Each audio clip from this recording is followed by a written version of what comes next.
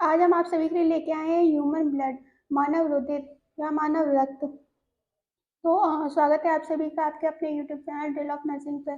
उम्मीद करते हैं आप सभी लोग अच्छे होंगे। लास्ट सेशन में हमने देखा था इकोसिस्टम। इकोसिस्टम आपके लिए हेल्पफुल रहा होगा, तो इसी के साथ आज हम देखेंगे ह्यूमन ब्लड।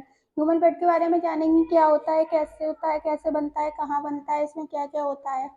तो स्टार्ट करते हैं। Blood is a fluid connective tissue. Blood जो होता है तरल संयोजी ऊतक होता है। तरल संयोजी ऊतक का मतलब होता है एक तरल पदार्थ होता है ये, जो हमारे बॉडी पार्ट्स को आपस में जोड़ के रखता है, इसलिए हम इसको फ्लूइड कनेक्टिव टिश्यू कहते हैं, जो हमारी पूरी बॉडी में बहता है। जो ब्लड होता है वो बंद तरह का सर्कुलेटरी सिस्टम में पाया जाता है, जैसे ये केवल खुले पार्ट्स में नहीं होता है।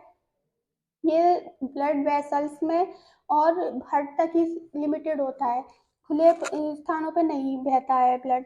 जो अब ब्लड का अगला पॉइंट है, इस पे देखेंगे, इट्स डिलीवर्स न्यूट्रिएंट्स और ऑक्सीजन टू द सेल्स। ये जो ब्लड होता है ये न्यूट्रिएंट्स और ऑक्सीजन को हमारी पूरी बॉडी तक डिलीवर करता है। बॉडी के हर एक सेल तक ये न्यूट्रिएंट्स और ऑक्सीजन को पहुंचाता है। अब इसमें अगला पॉइंट देखेंगे, circulatory system is close type in human body. जो ह्यूमन बॉडी होती है इसमें जो सर्कुलेटरी सिस्टम होता है, यानी परिसंचरण तंत्र में होता है, में ही जो ब्लड का सर्कुलेशन आता है वो हम लोग जानते हैं सर्कुलेटरी सिस्टम में। ये क्लोज टाइप का होता है। क्लोज टाइप का मतलब होता है ये बंद तरह का होता है, यानी खुले स्थानों में नहीं बहता है। ब्लड वेसल और हार्ट में ही रहता है। अब इसमें अगला पॉइंट हम लोग देखेंगे, blood carry CO2 and other waste material to the lungs, kidneys and digestive system to be removed from the body. जो ब्लड होता है ये CO2 यानी कार्बन डाइऑक्साइड और जो अदर वेस्ट मटेरियल्स होते हैं उनको लंग्स और किडनी और डाइजेस्टिव सिस्टम से रिमूव करता है। जो CO2 होती है और जो अदर वेस्ट मटेरियल हमारी बॉडी में पाए जाते हैं, इनको ब्लड जो होता है रिमूव करता है हमारी बॉडी पार्ट से मतलब लंग्स से, किडनी से, डाइजेस्टिव सिस्टम से रिमूव करता है। अब इसमें देखते हैं, अगला पॉइंट आता है normal pH value of human blood 7.35 से 7.45 होती है। मतलब इसका मतलब होता है जो पीएच वैल्यू होती है हमारे ब्लड की, जो पीएच होता है वो 7.35 से 7.45 होता है। इसका मतलब जो होता है हमारा ब्लड होता है वो बेस होता है, मतलब बेस क्षार होता है। एक होता है अम्ल, एक होता है क्षार। जो 7 से नीचे होते हैं वो अम्ल होते हैं और जो 7 से ऊपर होते हैं वो क्षार होता है। तो इस बेस पे हम देखेंगे कि जो ब्लड होगा वो 7.35 यानी 7 से ज़्यादा है। 7 से ज़्यादा होने का मतलब है ये ब्लड का जो टेस्ट होता है, जो ब्लड की जो प्रकृति होती है वो बेस होती है, क्षारीय होती है। तो हम इस बेस पे हम कह सकते हैं जो मानव रुधिर होता है वो क्षारीय होता है। अब इसमें अगला पॉइंट हम लोग देखते हैं, blood is red colour due to presence of haemoglobin. हम लोग जो देखते हैं मानव जो रुधिर का रंग होता है वो लाल होता है। लाल ही क्यों होता है, काला, नीला, पीला, हरा क्यों नहीं होता है? क्योंकि इसमें जो पिगमेंट होता है हीमोग्लोबिन, हीमोग्लोबिन के कारण ही जो ब्लड होता है वो रेड होता है। हमारे जो हीमोग्लोबिन होता है रेड ब्लड सेल्स में पाया जाता है, जो हमारे रक्त का रंग लाल कर देता है। अब इसके बाद इसका अगला पॉइंट जो देखते हैं, जो नॉर्मल हीमोग्लोबिन लेवल होता है जनरली मेल्स में होता है 13.5 टू 17.5 ग्राम पर DL। ठीक है। जो फीमेल होता है, फीमेल में होता है 12.1 से 15.5 ग्राम पर DL। इसका मतलब जो होता है ब्लड मेल में इतना पॉइंट होता है और फीमेल में इतना पॉइंट होता है। इसके बेस पे हम कह सकते हैं जो मेल में ब्लड का जो लेवल होता है वो थोड़ा ज़्यादा होता है और फीमेल की तुलना में। ये ब्लड का पॉइंट आप लोगों को समझ में आ गए होंगे। अब देखते हैं यहाँ पे ब्लड कार्पस, ब्लड का फॉर्म्ड एलिमेंट जो 45% बनाता है ब्लड का। ये 3 टाइप से होते हैं, RBC, red blood cell, white blood cells और प्लेटलेट्स। RBC, WBC और प्लेटलेट्स। जो RBC होती हैं इनको एरिथ्रोसाइट्स भी कहते हैं। यही RBC जो होती है हमारे ब्लड में सबसे ज़्यादा पाई जाने वाली सेल्स होती हैं। यहाँ पे देखते हैं RBC sales also called erythrocyte. जो आरबीसी होती हैं इनको हम इरिथ्रोसाइट्स भी कहते हैं। इट इज, अब दूसरा पॉइंट है, it is round to oval in shape. जो इनकी आकृति होती है, इनका जो शेप होता है वो राउंड टू ओवल होता है। इसमें अगला पॉइंट आप देखते हैं, जो डायमीटर ऑफ आरबीसी, जो आरबीसी का डायमीटर होता है वो 7.5 माइक्रोमीटर और जिनकी जो मोटाई होती है वो 2 माइक्रोमीटर होती है। यानी कि जो आरबीसी का डायमीटर होता है वो 7.5 माइक्रोमीटर का होता है और जो इनकी जो मोटाई होती है इनकी शेप की वो 2.0 माइक्रोमीटर यानी 2 माइक्रोमीटर की होती है। अब इसमें अगला पॉइंट देखते हैं, एडल्ट आरबीसी जो होती है इनन्यूक्लिएटेड होती है। यानी कि जो एडल्ट आरबीसी होती है इनमें न्यूक्लियस नहीं होता है। एडल्ट आरबीसी में न्यूक्लियस नहीं होता है, यानी ये केंद्रक विहीन होती है। जो वयस्क आरबीसी होती हैं वो केंद्रक विहीन होती है। इनका जो लाइफ पीरियड होता है, जो जीवन काल होता है वो 120 डेज का होता है। ये 120 डेज के बाद अपने आप ही मर जाती हैं, बनती हैं, उसके बाद 120 दिन बाद अपने आप ही मर जाती हैं। अच्छा, ये बनती कहाँ पे है? ये बोन मैरो में बनती हैं, यानी अस्थि मज्जा में बनती हैं, हमारी बॉडी के बोन मैरो में। और इनके जो डेड होती है वो ब्रेक डाउन होती है जो स्प्लीन में होती है। तो ये क्वेश्चन बहुत ज़्यादा पूछा जाता है, आरबीसी जो होती है वो कहाँ पे बनती है और कहाँ पे डेड होती है। जो आरबीसी होती है बोन मैरो में बनती है, अस्थि मज्जा में बनती है और स्प्लीन में डेड होती है, ये याद रखिएगा।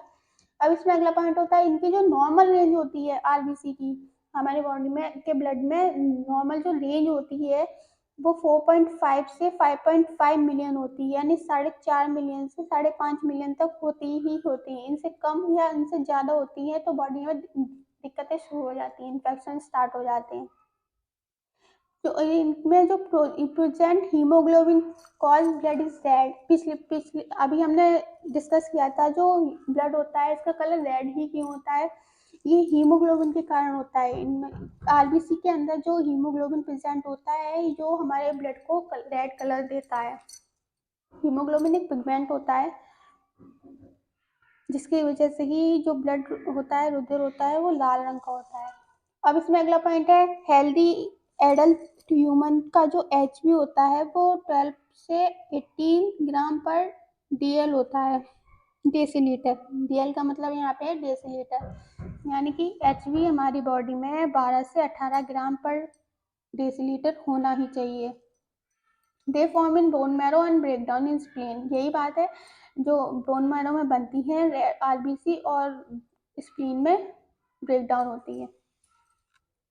तो यहाँ पे कुछ डायग्राम बने हैं वो आप देख सकते हैं। ये आरबीसी, आरबीसी का जो शेप होता है वो राउंड टू ओवल होता है, गोलाकार, उभयतल, गोलाकार और बाइन कॉनकेव होता है। अब आरबीसी के बाद अब आता है WBC, white blood sales. White blood sales क्या होती है, क्या फंक्शन होता है इनका, हम लोग देखते हैं। जो वाइट ब्लड सेल्स होती हैं इनको ल्यूकोसाइट भी कहते हैं, ऐसे आरबीसी को हम लोग इरिथ्रोसाइट कहा था हम लोगों ने। अब डब्ल्यूबीसी को कहते हैं leucocyte. It protect our body from disease. जो हमारी डब्ल्यूबीसी होती है हमारी बॉडी को प्रोटेक्शन देती है, प्रोटेक्ट करती है, रोगों से रक्षा करती है। इसके बाद अगला पॉइंट है, number of WBC in blood. जो डब्ल्यूबीसी की जो संख्या होती है हमारे ब्लड में 5,000 से 11,000 पर क्यूब होती है। वाइट ब्लड सेल जो होती है कैपेबल होती है फेगोसाइटोसिस में। फेगोसाइटोसिस का मतलब यहाँ पे क्या है? फेगोसाइटोसिस का मतलब होता है रोग जनकों का भक्षण करना, यानी जो रोग जनक होते हैं, जो रोगों को बढ़ाते हैं, इन्फेक्शन को बढ़ाते हैं, डिजीज को बढ़ाते हैं, उनका भक्षण कर, उनके जो बैक्टीरिया होते हैं, वायरस होते हैं, उनका भक्षण करती है, यानी उनको खत्म करती है। इस प्रोसेस को फेगोसाइटोसिस कहते हैं। तो जो डब्ल्यूबीसी होती हैं वो फेगोसाइटोसिस में सक्षम होती है। अब इसमें अगला पॉइंट है, एवरी डब्ल्यूबीसी हैज न्यूक्लियस। इसमें न्यूक्लियस होता है, केंद्रक होता है, हर एक डब्ल्यूबीसी में एक न्यूक्लियस पाया जाता है। ये यही जो डब्ल्यूबीसी होती है एंटीबॉडीज का निर्माण करती है, एंटीबॉडीज बनाती है, इसी वजह से ये रोग प्रतिरोधक क्षमता इनकी में होती है, जिस वजह से ये हमारी बॉडी में डिजीज को बढ़ने से रोकती है। डब्ल्यूबीसी का जो फॉर्मेशन होता है इसको ही ल्यूकोपोइसिस कहते हैं। डब्ल्यूबीसी का बनना ही ल्यूकोपोइसिस कहलाता है। ये जो डब्ल्यूबीसी होती है ये ही हम लोगों से रक्षा के लिए एंटीबॉडीज का निर्माण करती हैं। यहाँ पे एक पॉइंट है, दे मेक एंटीबॉडीज, मतलब रोग जनकों से रक्षा करने के लिए हमारी बॉडी में एंटीबॉडीज बनाती हैं। इनका डब्ल्यूबीसी का कार्य ये होता है रोग प्रतिरोधक क्षमता को बढ़ाना, यानी हमारी बॉडी में जो रोगजनक है उनका भक्षण करना, रोगों को बढ़ने से रोकना, ही डब्ल्यूबीसी का काम होता है। आरबीसी का क्या काम होता है? आरबीसी का काम होता है हमारी बॉडी में ऑक्सीजन को सप्लाई करना, पूरी बॉडी तक ऑक्सीजन को सप्लाई करना, बॉडी के हर एक पार्ट तक ऑक्सीजन को पहुंचाना, ये आरबीसी का काम होता है। डब्ल्यूबीसी का प्रतिरोधक क्षमता को बढ़ाना। जो डब्ल्यूबीसी होते हैं दो टाइप की होती हैं ग्रेन्युलोकोसाइट और एक ग्रेन्युलोकोसाइट। ग्रेन्युलोकोसाइट में बेसोफिल से, एग्जाम्पल में न्यूट्रोफिल से, इसिनोफिल से। एक ग्रेन्युलोसाइट में मोनोसाइट्स आती हैं, लिम्फोसाइट्स आती हैं। यहाँ पे जो ग्रेन्युलोसाइट्स होती हैं इनमें छोटे छोटे कण पाए जाते हैं, और एक ग्रेन्युलोसाइट्स होती हैं इनमें कण नहीं होते, इसलिए कणिका विहीन होती हैं। इनको कणिका में श्वेत रक्त कणिकाएं, और इन ग्रेन्युलोसाइट्स को कहते हैं कणिका विहीन श्वेत रक्त कणिकाएं। ये इनके टाइप है, बेसोफिल्स, न्यूट्रोफिल्स, इसिनोफिल्स ग्रेन्युलोसाइट्स में आती हैं। मोनोसाइट्स और लिम्फोसाइट्स एक ग्रेन्युलोसाइट्स में आती हैं। अब इसमें अगला पॉइंट हम लोग देखते हैं, प्लेटलेट्स। प्लेटलेट्स क्या होती हैं? Platelets the smallest cell of the body. ये जो प्लेटलेट होती है वो सबसे छोटी सेल होती है हमारे ब्लड में, जिसका जो डायमीटर 2.4 mm होता है। इसमें जो प्लेटलेट्स की नॉर्मल रेंज होती है हमारे ब्लड में वो 1.5 लाख से 4 लाख होती है, यानी जो ब्लड में प्लेटलेट्स की जो संख्या होती है वो 1.5 लाख से कम या 1.5 लाख से ज़्यादा होने पर अनियमितता आ जाती है, यानी बीमारी या इन्फेक्शन बढ़ने लगते हैं। प्लेटलेट से कम या ज़्यादा होने पर, यानी 1.5 से, यानी 1.5 से 4 लाख के बीच में प्लेटलेट्स होनी ही चाहिए हमारी बॉडी में। अब इसके बाद आता है, it helps to formation of blood clotting process. जो प्लेटलेट ही होती हैं जो फॉर्मेशन ब्लड क्लॉटिंग की प्रोसेस को बनाती हैं, यानी जिनकी वजह से ब्लड क्लॉटिंग की प्रोसेस होती है। ब्लड क्लॉटिंग का मतलब होता है रक्त का थक्का जमना या खून अधिक ना बहना। Is also known as thrombocyte. Platelet को हम थ्रोम्बोसाइट कहते हैं। यहाँ पे हमने आरबीसी को इरिथ्रोसाइट का, डब्ल्यूबीसी को ल्यूकोसाइट कहते हैं, और प्लेटलेट्स को थ्रोम्बोसाइट कहते हैं। ये डब्ल्यूबीसी, आरबीसी और प्लेटलेट्स इरिथ्रोसाइट और ल्यूकोसाइट और थ्रोम्बोसाइट के नाम से भी पूछी जाती हैं, तो आप लोग यहाँ पे ये याद रखिएगा। अब आता है कंपोजिशन ऑफ ब्लड। ब्लड जो होता है वो किस किस से कंपोज होता है? सबसे पहले प्लाज्मा है, उसके बाद फॉर्म एलिमेंट। प्लाज्मा का 55% होता है और फॉर्म एलिमेंट का 45% होता है। ये प्लाज्मा और फॉर्म एलिमेंट दोनों मिलकर ब्लड बनाते हैं। प्लाज्मा के प्रोटीन्स हैं एल्ब्यूमिन, ग्लोब्यूमिन और फाइब्रिनोजन। फॉर्म्ड एलिमेंट में आता है आरबीसी, डब्ल्यूबीसी और प्लेटलेट। सबसे पहले हम देखते हैं प्लाज्मा। प्लाज्मा क्या होता है, कैसे बनता है, क्या क्या होता है इसमें? लिक्विड फॉर्म या liquid part of blood is called plasma. जो ब्लड का लिक्विड पार्ट होता है उसको हम प्लाज्मा कहते हैं। ये लाइट येलो कलर में होता है। लाइट येलो कलर हल्के पीले रंग का होता है।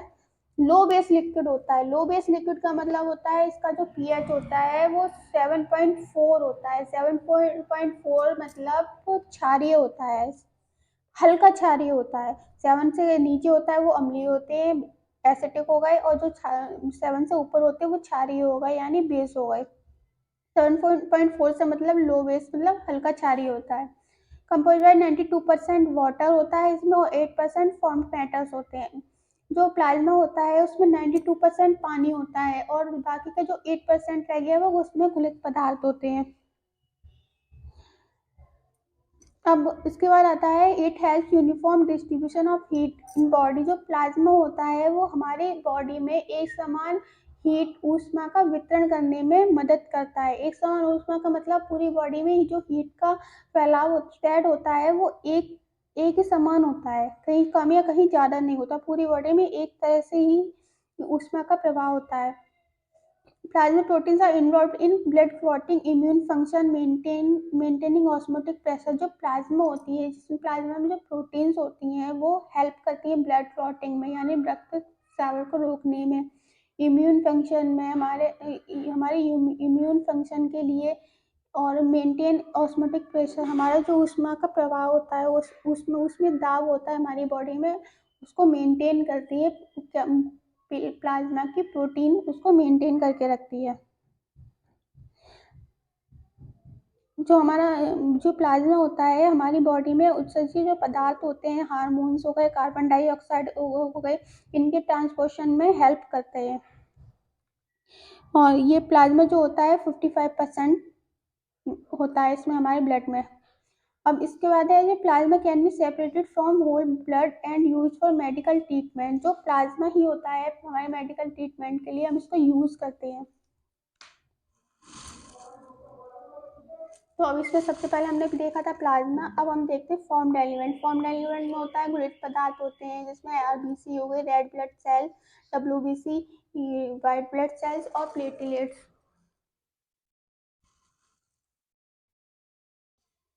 प्लेटलेट्स की जो नॉर्मल रेंज होती है बॉडी में 1.5 लाख से 4.5 लाख mm³ होती है। उसके बाद ये जो प्लेटलेट्स होती है ये ब्लीडिंग को रोकने में हेल्प करती है, हमारी बॉडी में ज़्यादा ब्लीडिंग नहीं होने देती है प्लेटलेट्स। तो हमने प्लेट अभी तक हमने देखे ब्लड के कंपोनेंट्स देखे, ब्लड क्या होता है, ब्लड किससे बनता है, उसमें क्या क्या होता है। अब हम देखते हैं ब्लड के कार्य क्या होते हैं। सबसे पहले देखते हैं ट्रांसपोर्शन ऑफ सब्सटेंस यानी पदार्थों का परिवहन। जो एक ब्लड का पहला काम होता है पदार्थों का परिवहन करना, ट्रांसपोर्शन करना पदार्थों को।